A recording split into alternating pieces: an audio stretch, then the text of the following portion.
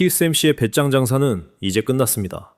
여러분이 지난 1년 동안 뉴스 도배를 통해 지겹도록 들었던 삼성전자 위기론, 당장 머릿속에서 지우십시오. 그건 대중을 현혹하는 껍데기일 뿐입니다.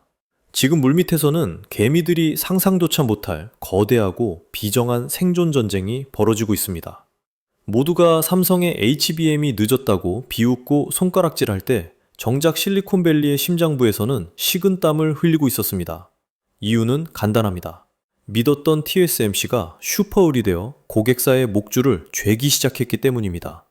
돈보따리를 싸들고 가도 물건을 내주지 않는 배짱 영업 앞에서 젠슨 황은 뼈저리게 깨달았습니다.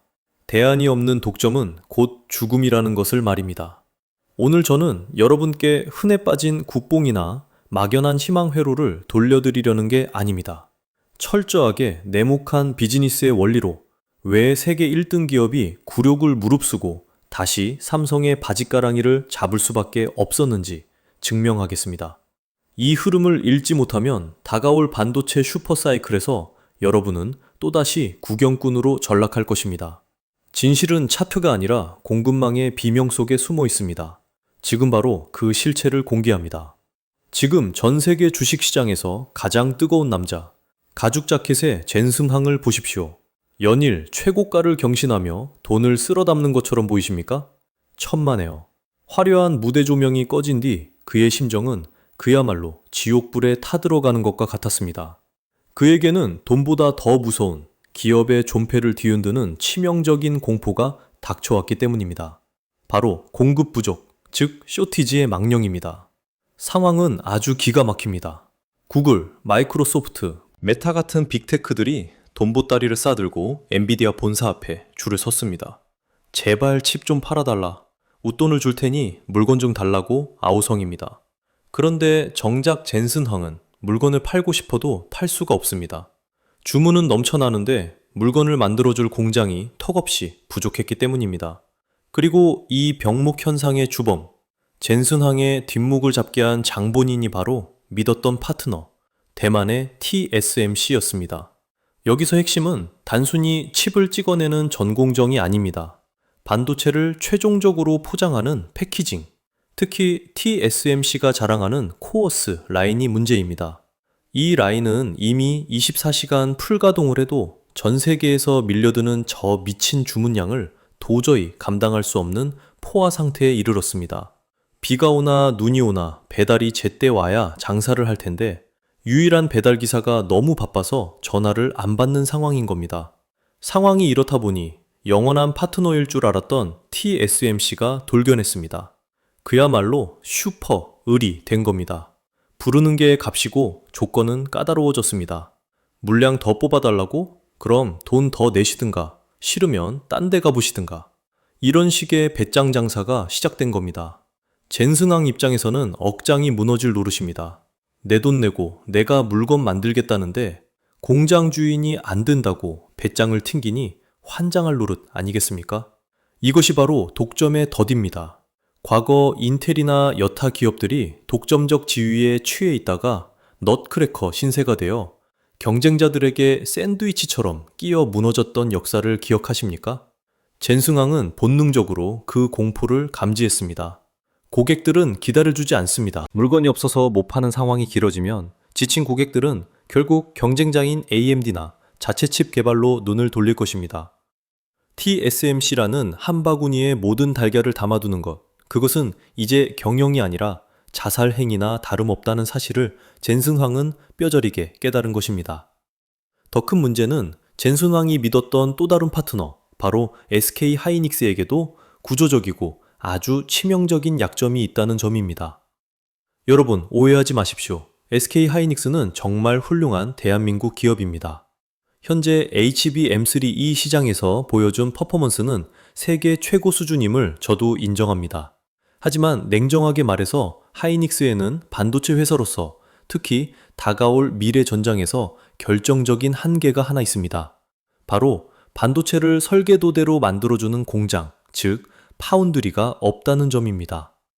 이게 왜 그토록 심각한 문제일까요? 반도체 좀 아신다는 분들도 이 부분은 간과하기 쉽습니다. 아주 쉽게 설명해 드리겠습니다. 이제 곧 다가올 6세대 HBM, 즉 HBM4 시대부터는 게임의 규칙이 완전히 바뀝니다. 이전 세대까지 HBM은 단순히 메모리 칩을 위로 차곡차곡 쌓고 바닥에 기초 공사만 잘하면 됐습니다. 그런데 HBM4부터는 다릅니다. 이 메모리 아파트의 가장 밑바닥, 기초가 되는 1층, 즉 베이스 다이가 단순한 받침대가 아니라 로직 다이라는 특수한 두뇌 칩으로 진화해야 합니다. 이 그림을 보십시오. HBM4의 핵심은 바로 저 맨 아래에 깔린 로직 다이입니다. 저 녀석이 머리가 좋아야 위에 쌓인 고성능 메모리들이 제 성능을 발휘하고 전력 소모도 줄일 수 있습니다. 문제는 이 로직 다이를 만들려면 기존의 메모리 공정이 아니라 10나노를 넘어 4나노급 초미세 공정이 필요하다는 것입니다. 여기서 하이닉스의 비극이 시작됩니다. 하이닉스는 메모리 공장만 있지 이런 정밀한 두뇌 칩을 찍어낼 파운드리 라인이 없습니다. 그럼 하이닉스는 어떻게 해야 할까요? 네, 맞습니다. 또다시 대만의 TSMC에게 가서 고개를 숙여야 합니다.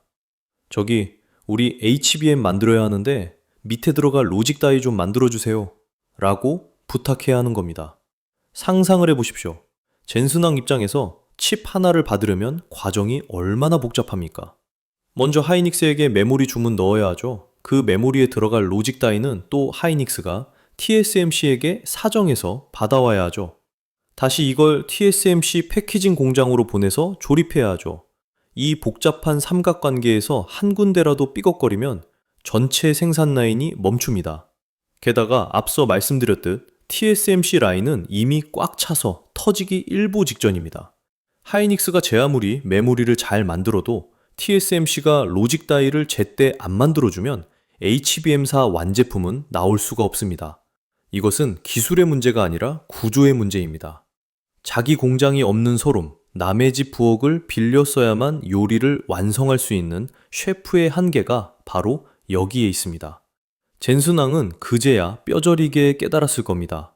기술력이고 나발이고 당장 내 물건을 처음부터 끝까지 책임지고 찍어내지 못하면 회사가 망할 수도 있겠구나. TSMC 한 곳에 내 목숨줄을 맡기는 건 위험하고 파운드리 없는 하이닉스만 믿는 것도 한계가 명확하구나. 그는 식은땀을 흘리며 완벽한 대안을 찾았을 겁니다. 전 세계 지도를 펴내어 고민했을 겁니다. 누가 이 미친 물량을 남의 손 빌리지 않고 혼자서 다 해결해 줄 수 있을까? 그리고 그의 눈길이 마침내 머문 곳은 대만이 아니었습니다. 그렇다면 여러분, 왜 하필 삼성전자일까요? 전 세계에 날고 긴다는 반도체 회사가 그렇게 많은데 왜 젠슨황은 그동안의 무시와 굴욕을 감수하면서까지 삼성에게 다시 손을 내밀어야 했을까요? 여기에는 TSMC는 죽었다 깨어나도 모르고 SK 하이닉스는 흉내조차 낼 수 없는 삼성전자만의 비밀 무기가 숨겨져 있습니다. 바로 턴키 솔루션입니다. 이 턴키라는 말이 좀 어렵게 들리실 수 있습니다. 아주 쉬운 비유로 설명해 드리겠습니다. 여러분이 최고급 레스토랑을 운영하는 오너 셰프라고 상상해 보십시오. 최고의 요리를 손님에게 대접해야 하는데 지금 시스템이 아주 엉망입니다. 고기는 A 정육점에서 사와야 하고 채소는 B 농장에서 받아와야 하고 요리는 우리 주방에서 하는데 배달은 또 C 퀵서비스 업체에 맡겨야 합니다. 그런데 A 정육점에 고기가 떨어졌다고 하고 C 서비스는 눈이 와서 배달이 안 된다고 합니다. 손님들은 배고프다고 아우성인데 사장인 여러분은 미칠 노릇 아니겠습니까? 지금 엔비디아와 TSMC 그리고 하이닉스의 관계가 딱 이렇습니다. 서로 다른 회사가 협력해야 하니 조율하기도 힘들고 시간도 오래 걸리고 누구 하나 문제 생기면 다 같이 망하는 구조입니다. 그런데 삼성전자는 다릅니다. 삼성은 어떤 곳입니까? 자체 목장도 있고 자체 농장도 있고 요리도 직접 하고 심지어 자체 총알 배송 시스템까지 다 갖춘 초거대 기업입니다.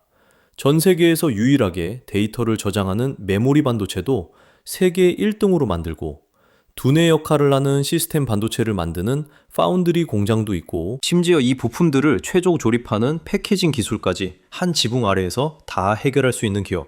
이게 바로 삼성전자입니다.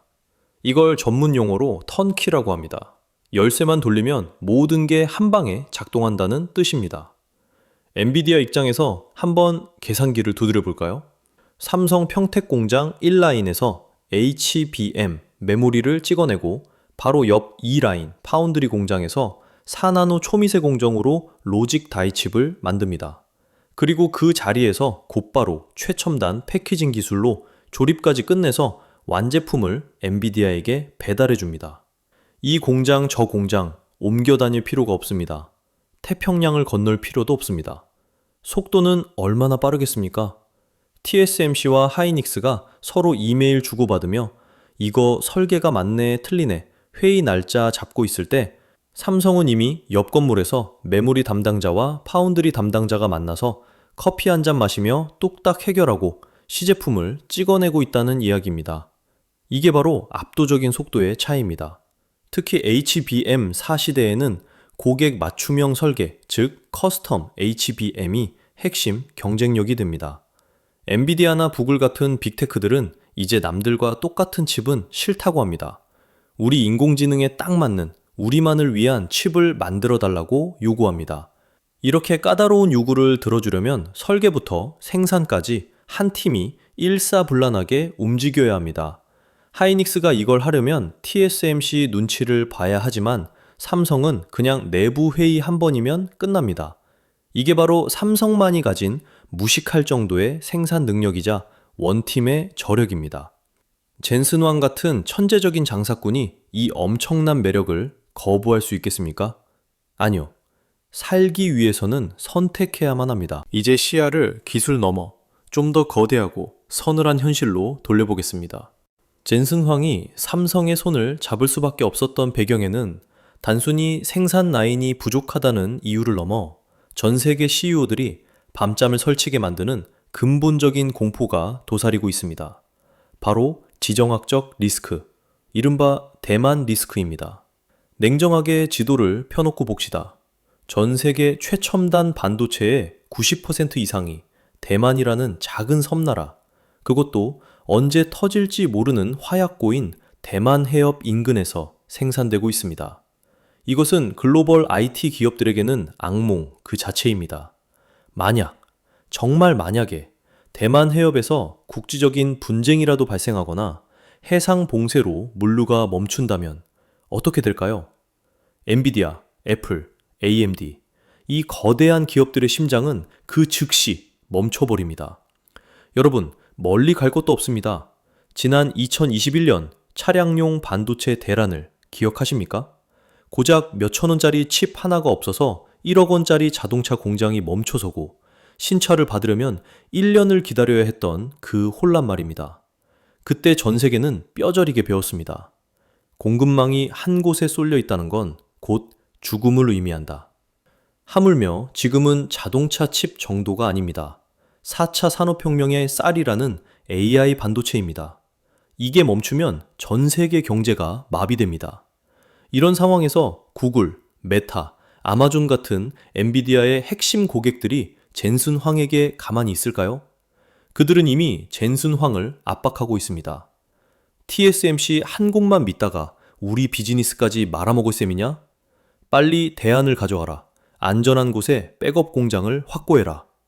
이것이 그들의 명령입니다.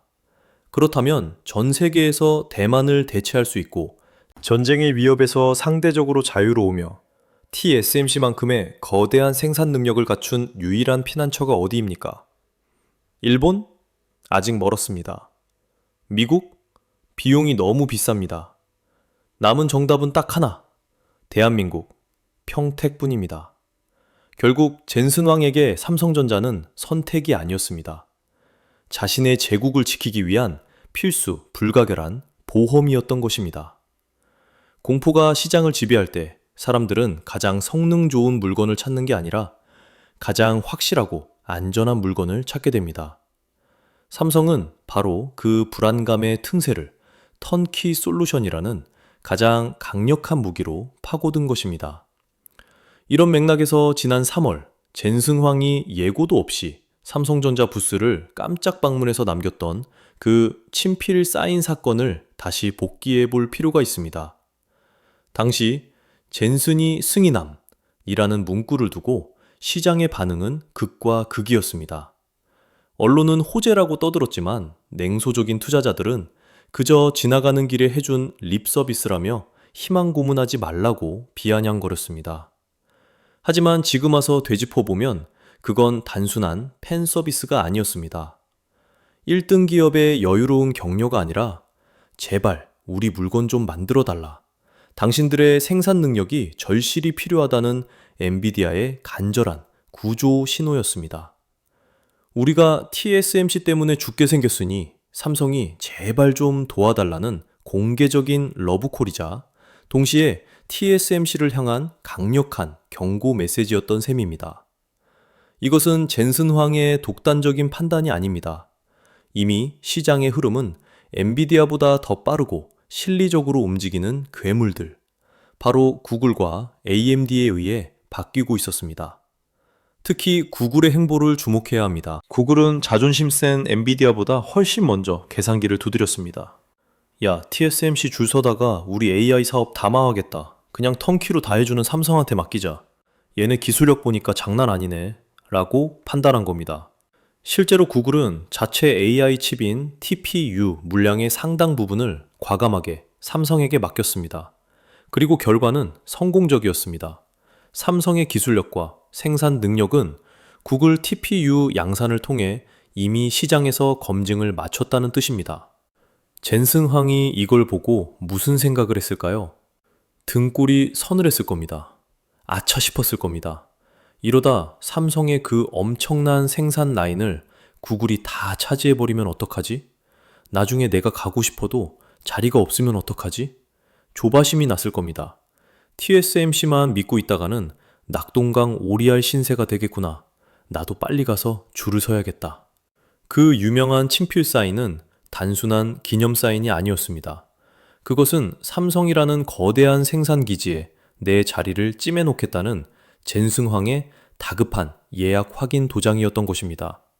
결국 최근 들려오는 HBM사 퀄 테스트 통과 임박 소식과 삼성전자가 엔비디아 전용 라인을 검토 중이라는 뉴스들은 그때 젠슨황이 던졌던 SOS가 이제야 비로소 현실화되고 있음을 보여주는 명백한 증거입니다. 결국 세상의 온갖 소음과 비관론 속에서도 숫자는 거짓말을 하지 않습니다. 엔지니어의 땀방울은 절대 배신하지 않습니다. 삼성전자가 HBM 주도권을 완전히 뺏겼다. 기술력이 예전 같지 않다며 시장이 조롱하던 그 암흑 같은 시간 동안에도 경기도 평택 캠퍼스의 불은 단 한순간도 꺼지지 않았습니다. 밖에서는 손가락질했지만 그 거대한 공장 안에서는 엔지니어들이 이를 악물고 칼을 갈고 있었습니다. 그들은 알고 있었습니다. 이 치욕을 씻을 방법은 입으로 변명하는 것이 아니라 오직 압도적인 물량과 누구도 따라올 수 없는 수율로 증명하는 것뿐이라는 것을 말입니다. 그리고 드디어 그 인고의 시간이 결과로 터져 나왔습니다. 최근 업계에서 집계된 데이터는 그야말로 충격적입니다. 삼성전자의 HBM 웨이퍼 투입량이 월 17만 장을 돌파했습니다. 경쟁사인 SK하이닉스의 16만 장을 넘어서며 드디어 생산 능력 CAPA에서 세계 1위 자리를 탈환한 것입니다. 이게 무슨 뜻인지 아십니까? 이제 시장의 주도권이 칼자루가 삼성에게 넘어왔다는 명백한 신호입니다. 반도체 전쟁은 결국 수율 싸움이자 물량 싸움입니다. 아무리 기술이 좋아도 물건을 못 찍어내면 소용없지만 삼성이 그 무식할 정도의 제조 경쟁력에 시동을 걸었다는 뜻입니다. 엔비디아뿐만 아니라 AMD, 구글 등 전 세계 빅테크 기업들이 삼성의 압도적인 물량 공세 앞에 줄을 서고 있습니다. 삼성은 HBM4 로직 다이에 자체 4나노 공정을 적용해 수율을 비약적으로 끌어올리는 기염을 토했습니다. 이는 TSMC의 도움 따위는 필요 없다는 선언과도 같습니다. 우리 기술만으로, 우리 공장만으로도 세계 최고 성능의 AI 칩을 만들 수 있다는 기술 독립의 쾌거입니다. TSMC는 이제 긴장해야 할 겁니다. 그동안 1등이라는 자리에 취해 고객들을 무시하고 마음대로 가격을 올리던 그 오만함의 대가는 혹독할 것입니다.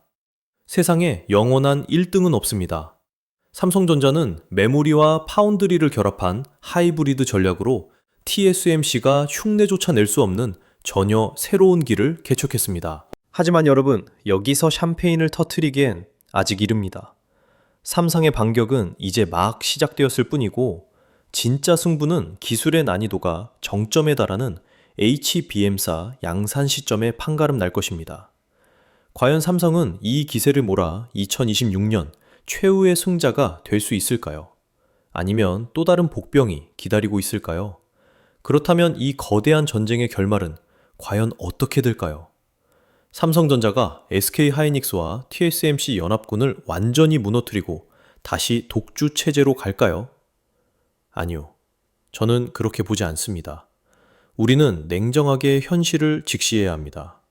2026년 이후 전개될 HBM사 시장은 승자 독식이 아니라 시장의 성격이 완전히 둘로 쪼개지는 철저한 양분화 체제로 갈 가능성이 매우 높습니다. 기존의 최고 사양, 가격 상관없이 무조건 최고의 성능만 고집하는 초하이엔드 라인업은 여전히 TSMC와 SK하이닉스 연합이 쥐고 갈 수 있습니다. 그들의 기술적 해자는 인정해야 합니다. 하지만 진짜 무서운 변화는 그 아래 폭발적으로 성장하는 보급형 AI 시장과 빅테크들의 자체 칩 시장입니다. 구글, 메타, 아마존, 그리고 테슬라까지. 이들이 원하는 건 적당한 고성능에 압도적인 가성비, 그리고 무엇보다 빠른 납기입니다. 바로 이 거대한 신규 시장을 삼성전자의 턴키 솔루션이 블랙홀처럼 빨아들일 것입니다. 여기서 투자자 여러분이 반드시 주목해야 할 포인트가 있습니다. 바로 이익률, 즉 마진입니다. 결국 반도체도 제조업입니다. 물량이 풀리면 가격 경쟁, 즉 치킨 게임은 피할 수 없는 숙명입니다. 가격 전쟁이 시작되었을 때 누가 살아남을까요? 남의 공장 빌려서 만들고 운송비 내고 서로 이익 나눠 먹어야 하는 TSMC, 하이닉스 연합일까요?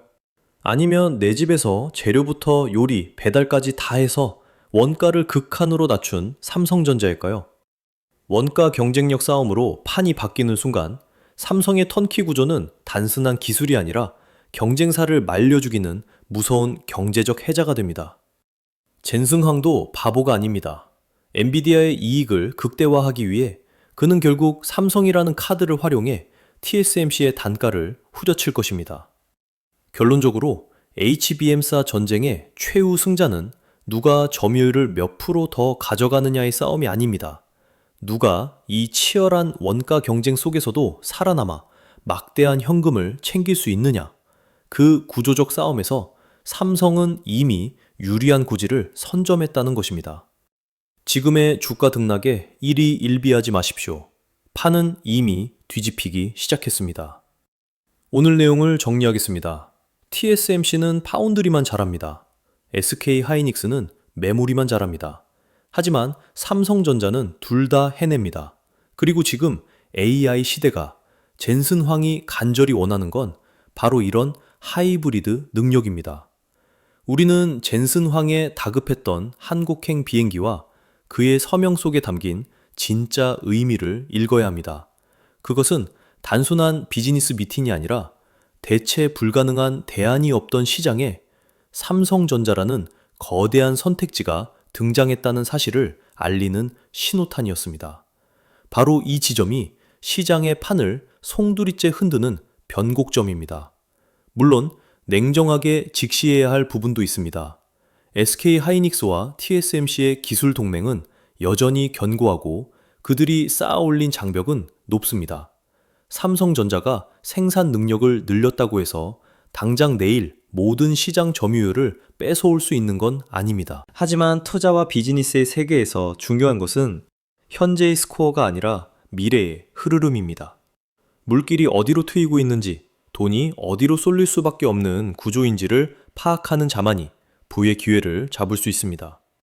과연 삼성전자는 이 천재 이루의 기회를 발판 삼아 진정한 메모리 제국의 부활을 알릴 수 있을까요?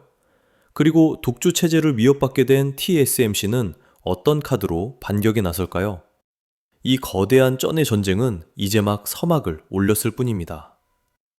오늘 이야기에 대해 여러분은 어떻게 생각하십니까? 삼성의 턴키 전략이 결국 시장을 평정할 것이라고 보십니까? 아니면 그래도 기술 격차는 좁히기 힘들 것이라고 보십니까? 여러분의 날카로운 의견을 댓글로 자유롭게 남겨주십시오. 여러분의 통찰력 있는 댓글이 다른 시청자들에게도 큰 도움이 됩니다. 시청해주셔서 감사합니다. 뉴스24시였습니다. 본 콘텐츠는 시장 분석과 정보 제공을 목적으로 하며 투자의 책임은 투자자 본인에게 있음을 알려드립니다.